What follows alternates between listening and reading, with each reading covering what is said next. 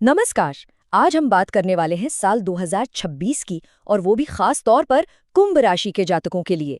चंद्र राशि के हिसाब से देखें तो यह आने वाला साल कैसा रहेगा। चलिए इसका एक पूरा रोड मैप समझते हैं, ताकि हर मोड़ के लिए पहले से तैयारी हो सके। तो अगर साल 2026 को सिर्फ एक लाइन में समेटना हो तो इसे कह सकते हैं उतार चढ़ाव का साल। मतलब कुछ बेहतरीन मौके मिलेंगे तो वहीं कुछ मुश्किलों के लिए भी तैयार रहना होगा। तो इस पूरी यात्रा को आसानी से समझने के लिए हम साल को 3 बड़े हिस्सों में बांटकर देखते हैं। पहला हिस्सा, जो 2 जून तक चलेगा, वो ग्रोथ का पीरियड है।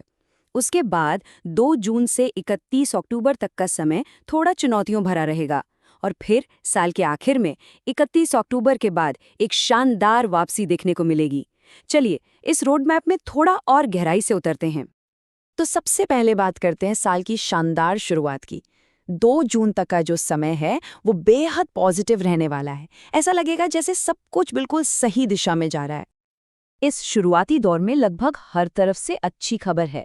करियर में तरक्की के योग बन रहे हैं, इनकम स्थिर रहेगी और रिश्ते भी कंट्रोल में रहेंगे। ये वो समय है जब आने वाले कल के लिए एक मजबूत नींव रखी जा सकती है। लेकिन यहाँ एक बड़ा मोड़ है। 2 जून के बाद कहानी थोड़ी बदलने वाली है। हम साल के सबसे मुश्किल दौर में एंटर करेंगे, जो 31 अक्टूबर तक चलेगा। ये जो 5 महीने हैं ना, ये सच में एक परीक्षा की तरह होंगे। इसलिए यहाँ थोड़ा सावधान रहना बहुत जरूरी है। और ये बदलाव वाकई बहुत बड़ा है। देखिए, साल का पहला हिस्सा जहां तरक्की और सुकून लेकर आया था, वहीं 2 जून के बाद का समय रुकावटें, बढ़ते हुए खर्चे और रिश्तों में तनाव जैसी चीजें लेकर आ सकता है। इस मुश्किल दौर में चुनौतियां लगभग हर तरफ से आ सकती हैं। ऑफिस में पॉलिटिक्स का सामना करना पड़ सकता है, खर्चे अचानक से बढ़ सकते हैं और रिश्तों में भी तनाव पैदा हो सकता है। ये वाकई एक परीक्षा की घड़ी होगी। और एक सबसे जरूरी चेतावनी, इस दौरान सेहत का खास ख्याल रखना होगा। छोटी से छोटी स्वास्थ्य समस्या को भी नज़रअंदाज करने से बचना है। रेगुलर चेकअप करवाना बहुत ज़रूरी होगा, क्योंकि ये समय सेहत के लिहाज से थोड़ा नाजुक हो सकता है। लेकिन कहते हैं ना, हर मुश्किल दौर के बाद एक नई सुबह होती है।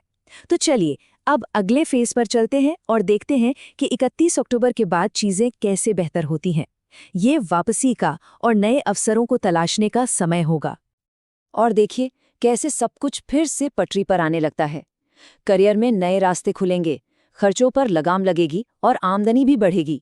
इतना ही नहीं, जो रिश्ते बिगड़ गए थे वो सुधरने लगेंगे और पढ़ाई लिखाई में भी मन लगने लगेगा। और साल का अंत एक और बोनस लेकर आएगा। 25 नवंबर के बाद का जो समय है वो कॉम्पिटिटर से आगे निकलने, पढ़ाई में बेहतर फोकस करने और परिवार के साथ सच में खुशी के पल बिताने का मौका देगा। अच्छा, तो अब हमने साल के इन 3 चरणों को तो समझ लिया है।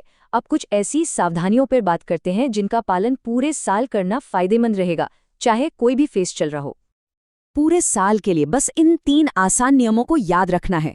पहला, तीखी बहस से जितना हो सके दूर रहें। दूसरा, बोलने से पहले एक बार जरूर सोचें। और तीसरा, गाड़ी चलाते समय हमेशा एक्स्ट्रा केयरफुल रहें। चलिए अब कुछ अच्छी खबर पर आते हैं।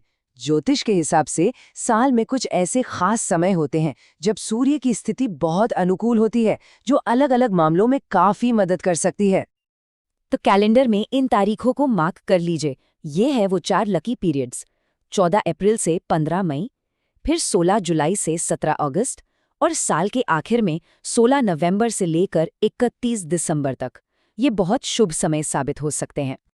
तो इन सब बातों का मतलब क्या निकलता है?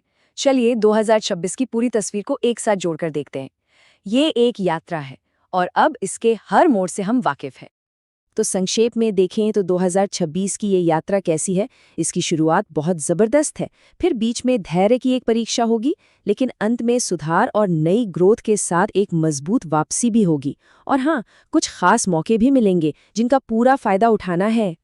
तो अंत में एक सवाल सबके मन में आता है, जब पता हो कि आगे क्या आने वाला है, तो आने वाले तूफान की तैयारी और शांतिपूर्ण समय का सबसे अच्छा फायदा कैसे उठाया जा सकता है?